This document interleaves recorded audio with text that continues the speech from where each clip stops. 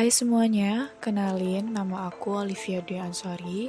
Di sini aku akan menjelaskan mengenai perkembangan ekonomi kerajaan Jawa dan materinya akan aku kerucutkan dalam membahas perkembangan ekonomi kerajaan Mataram Islam.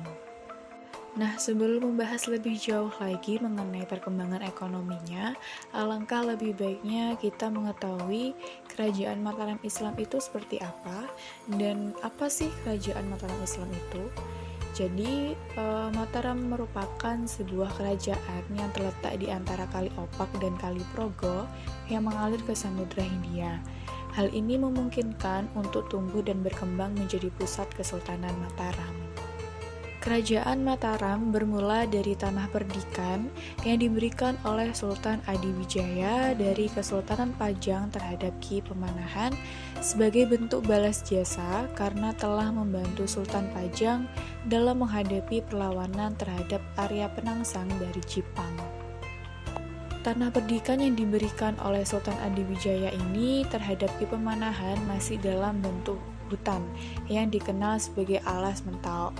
Dan Ki Pemanahan sendiri membutuhkan waktu 7 tahun dalam membangun Mataram dan menjadikan wilayah ini sebagai pusat kekuasaan yang baru yang diberi nama Kota Gede.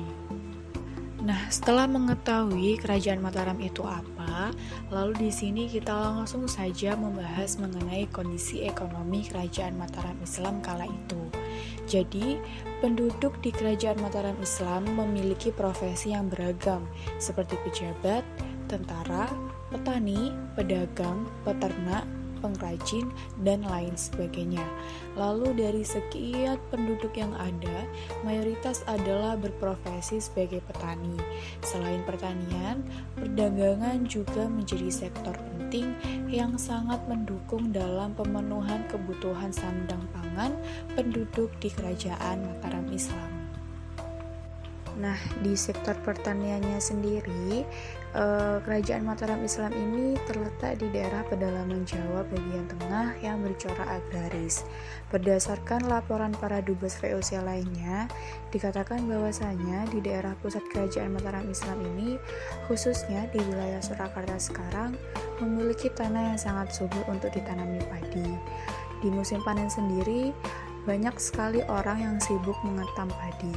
Lalu saat memasuki bulan-bulan setelah panen, banyak orang yang berduyun-duyun memikul padi dan ada pula yang mengangkatnya dengan menggunakan gerobak yang ditarik oleh 6-8 ekor lembu. Lalu selanjutnya adalah di sektor perdagangan. Selain pertanian, perdagangan juga menjadi sektor penting yang mendukung pemenuhan kebutuhan para penduduk di kerajaan Mataram Islam. Kegiatan perdagangan ini ramai sekali dilakukan di berbagai desa. Perdagangan di kerajaan Mataram Islam dilakukan baik dalam skala kecil maupun dalam skala besar. Perdagangan dan pertukaran barang ataupun komoditi dalam skala kecil dilakukan di pasar domestik. Contohnya yaitu berupa hasil pertanian, alat-alat pertanian, gerabah, kain, perhiasan, dan hewan ternak. Adapun perdagangan barang dalam skala besar dapat dilihat dari proses ekspor-impor yang dilakukan melalui pelabuhan-pelabuhan di Jawa bagian utara, utamanya yaitu Pelabuhan Jepara. Nah, selain dalam sektor pertanian dan sektor perdagangan yang menjadi penunjang dalam perkembangan ekonomi kerajaan Mataram Islam yaitu dalam sistem pengelolaan pajak. Dalam mengelola perekonomian di seluruh wilayah kekuasaan kerajaan Mataram Islam, Sultan Agung yang kala itu menjabat sebagai Raja Mataram Islam memberikan kepercayaan penuh kepada para pejabat dari tingkat pusat hingga daerah. Mereka diberikan wewenang dan tanggung jawab untuk mengatur masing-masing daerah yang dipimpinnya, terutama berkaitan dengan kepengurusan pajak sebagai sumber perekonomian kerajaan. Selain menempatkan para pejabat pengelola pajak, Sultan Agung juga menetapkan jenis besaran pajak yang harus diserahkan kepada kerajaan Mataram Islam. Pertama, yaitu pajak penduduk atau pajak kepala, di mana semua penduduk yang tinggal di wilayah Kerajaan Mataram Islam atau wilayah kekuasaan Mataram Islam, entah itu penduduk pribumi, ras Cina, dan lain sebagainya, wajib membayar pajak. Kedua yaitu pajak tanah, di mana tanah-tanah yang dimiliki oleh para penduduk tersebut wajib dibayar atau wajib membayar pajak tanah. Ketiga yaitu pajak upeti, yaitu membayar pajak menggunakan hasil-hasil panen dari pertanian. Yang terakhir yaitu pajak bea cukai barang dan jasa.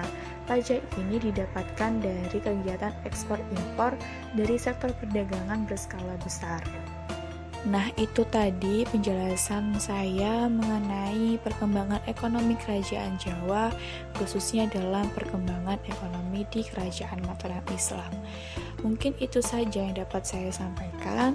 Semoga bermanfaat, dan teman-teman jangan lupa untuk scan barcode yang ada di PPT ini untuk mengevaluasi media pembelajaran yang aku paparkan. Itu saja. Kurang lebihnya mohon maaf. Selamat pagi, sampai jumpa di pembelajaran selanjutnya.